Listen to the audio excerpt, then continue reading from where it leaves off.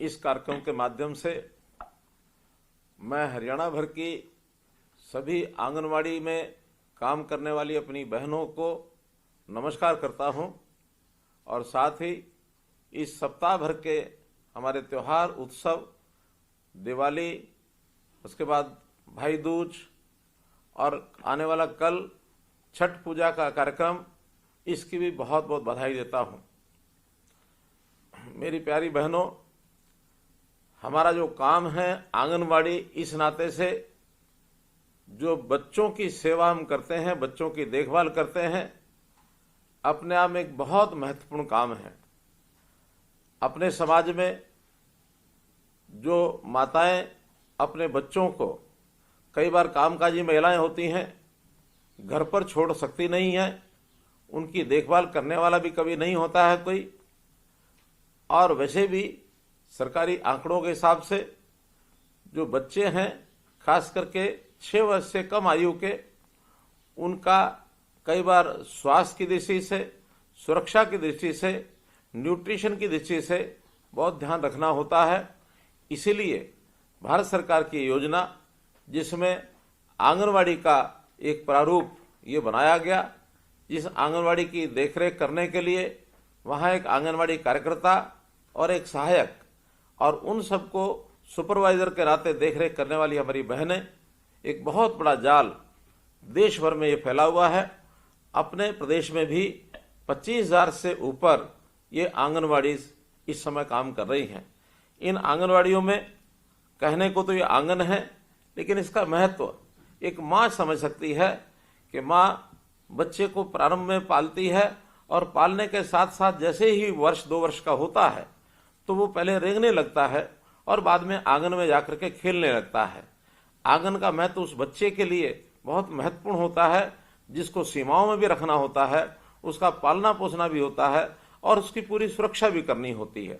तो इसी प्रकार से हमारा जो परिसर है आंगनवाड़ी, इसमें उस गांव के, उस मोहल्ले के जो छोटे बच्चे 3 वर्ष से 6 वर्ष तक के, वो हमारे आंगनवाड़ी में आते हैं और उन आंगनवाड़ी के अंदर उनकी देखरेख हम भी एक ममता के साथ, प्यार के साथ वैसा ही करती हैं जैसे एक माँ अपने बच्चे के लिए करती है। एक संवेदनशील बहन इन बच्चों का किस प्रकार से ध्यान रखती है, वो एक माँ ही समझ सकती है। तो इसीलिए इस व्यवस्था में सभी बहनों को ही लगाया गया है ताकि बहनें अच्छी प्रकार से इसकी देखभाल कर सकें। अगर माँ के बाद बच्चे के पालने में किसी का अगर रोल आता है तो आपका आता है। एक बड़ी बात, आखिर आंगनवाड़ी सभी सरकारी व्यवस्थाओं में चलती है और सामान्यतः समाज में देखा गया है कि इन सरकारी व्यवस्थाओं पर लोगों का विश्वास नहीं होता। लेकिन आपके ऊपर कितना विश्वास है कि एक बच्चा जो माँ का एक जिगर का टुकड़ा होता है और उस बच्चे की पूरी भरोसा करके आपके जिम्मे छोड़ करके जाती हैं कि आप सुबह से सायंकाल तक उस बच्चे का ध्यान रखेंगी। तो एक बहुत बड़ा एक विश्वास का, एक बहुत बड़ा एक भरोसे का ये काम आप कर रही हैं। बहुत सराहनीय ये काम है। अब इस काम में कितनी कठिनाइयां आती होंगी, मैं तो एक उदाहरण के साथ आपके सामने ये विषय रख सकता हूँ। मैं भी जब अपना स्कूल और कॉलेज जाने का समय था, उस समय एक संस्था से जुड़ा हुआ था और उस संस्था के माध्यम से कुछ बच्चों के लिए काम किए जाते थे। तो एक उस संस्था के माध्यम से बहुत बड़ा शिशु संगम ये लगाया गया और हम चूंकि संस्था के कार्यकर्ता थे तो हमको उस शिशु संगम में व्यवस्था का काम दिया गया और वो बच्चे, छोटे बच्चे 5 साल से 8 साल 9 साल तक के, उसमें 3 दिन तक व्यवस्था में रहने के बाद पता लगा कि बच्चों की कितनी कठिनाइयां होती हैं। बच्चे कई बार वहीं गंदगी कर देते हैं, बच्चे कई बार रोने लग जाते हैं, बच्चे को छोटी मोटी तकलीफ हो जाती है, तो कैसे उनके कपड़ों को भी साफ करना, समय पर उनको जो आवश्यकता चीज की होती है उसको देना, पिलाना। अब ये एक कठिन काम जो आज से लगभग मैं कह सकता हूं कि 50 साल पहले जिसका अनुभव मैंने किया था कि उन छोटे छोटे बच्चों की 3 दिन तक की जो सेवा की, उन बच्चों की आयु तो 5 से 8 वर्ष थी, लेकिन आप तो 3 और 6 वर्ष के बीच के बच्चों का ध्यान रखती हैं। बहुत ही ये सराहनीय काम है उन बच्चों को संभाल कर के रखना। जिस भवन में हम उन बच्चों को रखते हैं, अर्थात जो आंगनवाड़ी होती है, वहां भी एक सुरक्षित भवन उसकी आवश्यकता होती है। कभी कभी तो उसके अभाव में हम लोग काम करते हैं, कभी उसकी छत खराब होती है, कभी वहाँ लाइट नहीं है, तो कभी वहाँ प्रकाश की व्यवस्था, कभी पानी की व्यवस्था नहीं है, कभी वहाँ शौचालय नहीं है। हालांकि सरकार की ओर से इन सब चीज़ों का ध्यान रखा जाता है, फिर भी हजारों की संख्या में आंगनवाड़ियाँ, कहीं ना कहीं तकलीफ तो आपको जरूर आती है, फिर भी उसमें से आप रास्ता निकालते हैं। तो निश्चित रूप से ये जो बचपन को संभालने वाली और तराशने वाली आंगनवाड़ी कार्यकर्ता, इनसे आज मैं बात कर रहा हूं, मुझे बहुत प्रसन्नता हो रही है और आपका मैं अभिनंदन करता हूं। वैसे बच्चों के बारे में अगर विचार करें तो एक बच्चा आज का बच्चा है, कल का वो एक नागरिक है, हमारे भविष्य का वो एक नागरिक, देश को कहीं भी आगे बढ़ाने वाला, समाज को कहीं आगे बढ़ाने वाला। बचपन में कुछ नहीं पता होता, लेकिन बचपन में जैसी उसकी परवरिश हो जाए, जैसे उसको संस्कार मिल जाए, जैसा उसका ज्ञानवर्धन हो जाए, जैसा उसका शरीर बलशाली हो जाए, तो वही बच्चा आगे चल करके एक अच्छा नागरिक बनता है। तो अच्छा नागरिक बनने के लिए नींव मजबूत होनी चाहिए, और उस नींव को मजबूत करने के लिए आप जो उनका काम कर रहे हैं बहुत ही सराहनीय है। उनके पोषण की आप व्यवस्था करते हैं। इस पोषण व्यवस्था के लिए भारत के प्रधानमंत्री जी ने जो पोषण अभियान चलाया, उस पोषण अभियान चलाने के अंदर बहुत सा सामान वो आपको दिया जाता है, ताकि आप बच्चों को पका करके उस सामान को खिलाएं। जो बच्चे आते नहीं है, घर पर रहते हैं, उनके घर पर उस भोजन को आप पहुंचाते हैं, और उस पोषण के व्यवहार के साथ साथ उनका सारा एक प्रकार से बच्चे का नाप तोल, उसका कद कितना हो गया, उसका वेट कितना हो गया, फिर उसको टीकाकरण भी किया जाता है, ताकि उसको कोई प्रारंभिक जो बीमारियां लगने वाली हैं वो बीमारी भी न लगे। इस काम को भी आपको लगातार जो है उनके लिए वो करना पड़ता है। बच्चों को सफाई, ये सफाई सिखाने का काम, ये भी आखिर उन बच्चों को बच्चों के लिए करना पड़ता है, और बच्चे सफाई कैसे रखें ये भी सिखाना पड़ता है, क्योंकि बचपन में जो आदत, जो संस्कार बालक की हो जाए, जीवन भर वही रहता है। जापान के विद्यालय का मैं आपको उदाहरण देता हूं। जापान में जब भी बच्चा अपने प्राथमिक शिक्षा ग्रहण करने के लिए ऐसे शिशु वाटिका में जाता है, तो वहां सबसे पहले जहां वो बैठता है, वहां उसके आसपास जगह साफ है कि नहीं है, जिस बैग को वो लेकर के वहां जाता है, उस बैग साफ है कि नहीं है, वहां जहां बैठता वहां का फर्श और दीवारें साफ है कि नहीं है, उसको पहले चेक करने के लिए लगाते हैं। अगर ज्यादा स्वच्छता यानी अस्वच्छता है, गंदगी है, तो वहां के कर्मचारी साफ करते हैं। लेकिन अगर छोटी मोटी व्यवस्था है, उन बच्चों को ही कहा जाता है कि बेटे अपने आसपास की जगह को साफ रखिए। अब ये कोई काम नहीं होता, लेकिन एक संस्कार होता है कि बच्चों को स्वच्छता कैसे रखनी है। बच्चा अपना नाखून काटता कि नहीं काटता है, बच्चा कपड़ा पहन के आया है तो वो साफ है कि नहीं है। उनके माता पिता को हम बुलाते हैं, बताते हैं कि आपके बच्चे को साफ रखना है, तो घर से सफाई करके उसको साफ तैयारी करके भेजिए।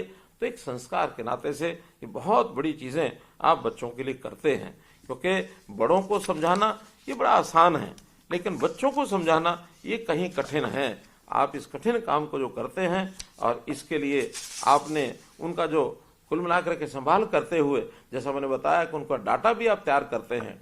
अभी तक डाटा हम अपने रजिस्टर पर ये रखते रहे हैं, लेकिन अब आपको मोबाइल के साथ ऐप भी दी गई है कि आप उस डाटा को अपडेट करिए, और हर दिन अपडेट करेंगे तो उसका डाटा एक सर्वर में जाकर के और एक प्रकार से जानकारी सबको मिलती रहेगी, और एक प्रगति कैसी हो रही है इसका भी हम ध्यान रखेंगे। तो कुल मिलाकर आप बच्चों का ध्यान रखते हैं, उन बच्चों की प्री स्कूलिंग एक्टिविटी, खिलौने आदि से खिलाना, खिलौने बनाना, ड्राइंग करवाना, पजल गेम्स आदि ये सब सिखाना, ये उनके गुणों में वृद्धि करती है, और भविष्य एक अच्छी नींव के साथ आगे बढ़े। तो आप जैसा बच्चों का ध्यान रखते हैं, निश्चित रूप से सरकार वो भी आपका ध्यान रखती है। आपकी भी कोई कठिनाई हो उसको सरकार निश्चित रूप से और ठीक करती है। बच्चे तो जैसा देखते हैं वैसा वो सीखते हैं। एक बार एक कहानी के माध्यम से अगर इस बात को समझना हो, तो एक माता पिता अपने बच्चे को बैठे हुए ड्राइंग बनाते हुए देख रहे थे, और बच्चा एक कागज लेकर के अपनी जगह बैठे एक पेंसिल से कागज के ऊपर ड्राइंग बना रहा था। सेंटर में, कागज के सेंटर में वो बड़े बड़े डिब्बे, एक डिब्बे के साथ दूसरा, दूसरे का तीसरा, तीसरे का चौथा, ऐसे वो डिब्बे बना रहा था, और डिब्बों में भी लाइनें खींच रहा था। बाद में थोड़ी देर बाद उस बच्चे ने उसी कागज के कोने पर छोटे छोटे डिब्बे बनाने शुरू किए, और वैसी भी उस पर लाइनें खींच दी। माता पिता बड़ा खुश हो रहे थे कि देखो हमारा बेटा छोटी आयु में भी कितनी अच्छी ड्राइंग ये कर रहा है। जब पिताजी ने पूछा, बेटे ये ड्राइंग बनाई है, ये डिब्बे बनाए हैं, क्या बनाए हैं? कहने लगे, पापा पापा जब मैं बड़ा हो जाऊंगा तो मैं बड़ा होकर के एक बहुत बड़ा मकान बनाऊंगा, और ये जो मैं बड़े बड़े डिब्बे बना रहा हूँ ये बड़े बड़े कमरे होंगे, और इन कमरों में एक मेरा सोने का कमरा होगा, एक बच्चों के पढ़ने का कमरा होगा, एक जो अतिथि आते हैं अतिथि कक्ष होगा, ड्राइंग रूम होगा। इस प्रकार से सारे उसने कमरे बना करके डिब्बों के माध्यम से बताया। पिताजी ने पूछा कि ये कोने में ये जो छोटे छोटे डिब्बे बनाए ये क्या हैं? तो उन्होंने कहा कि पापा पापा जब मैं बड़ा हो जाऊंगा तो आप बूढ़े हो जाएंगे, आप और माताजी जब बूढ़े हो जाएंगे तो इन छोटे कमरों में रहेंगे। पिताजी बड़े हैरान हुए कि बेटा हमारे लिए छोटे कमरे क्यों? उनका, देखिए अब आप बड़े मकान में रहते हैं और आपके मम्मी पापा जो मेरे दादा दादी हैं वो मकान के कोने में छोटे छोटे कमरों में ही तो रहते हैं। जब वो छोटे छोटे कमरों में रहते हैं तो जब आप बूढ़े हो जाएंगे तो आप भी उन छोटे कमरों में रहेंगे। देखिए किस प्रकार से बच्चे ने अपने उस व्यवहार को, माता पिता के व्यवहार को कैसे परखा, कैसे जाना, जो उसके मन में बैठा वही उसने बोलना शुरू कर दिया। तो अर्थात बच्चे जो होते हैं ये कोरी स्लेट होते हैं। बच्चों को तो जैसा देखेंगे, जैसा आप सिखाएंगे वही बच्चे सीखते चले जाएंगे। हमने बचपन में गाना सुना था, बच्चे मन के सच्चे सबकी आंख के तारे।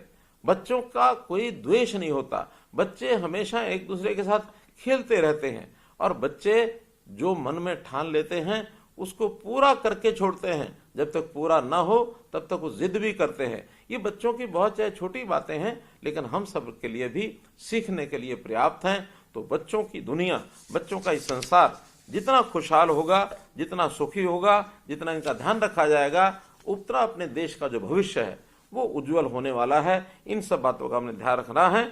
जैसा मैंने बताया कि आप सब बच्चों का इतना ध्यान रखते हैं, ख्याल रखते हैं, तो आप सबका भी ध्यान रखना, ख्याल रखना, ये हमारा सरकार के लोगों का ये काम है। तो उस नाते से मुझे जो बताया गया कि आपकी जो सरकारी व्यवस्था है उसमें कुछ थोड़ा और अच्छी व्यवस्थाएं करने के लिए योजना कुछ होनी चाहिए, तो मैंने कहा कि आज चूंकि मैं सभी हमारी बहनों को, आंगनवाड़ी जो हमारी कार्यकर्ता हैं, जो हमारी सहायक हैं, उन सब के साथ बातचीत कर रहा हूं, मैं स्वयं उनको बताऊंगा कि हमने जो उनके मानदेय हैं, जो मानदेय अभी तक आपको, यानी आंगनवाड़ी कार्यकर्ता जो 10 वर्ष से ऊपर की कार्यकर्ता है, क्योंकि इसके दो भाग ये हैं, 10 वर्ष से कम काम करने वाली कार्यकर्ता और 10 वर्ष से ऊपर अधिक सेवा देने वाली कार्यकर्ता।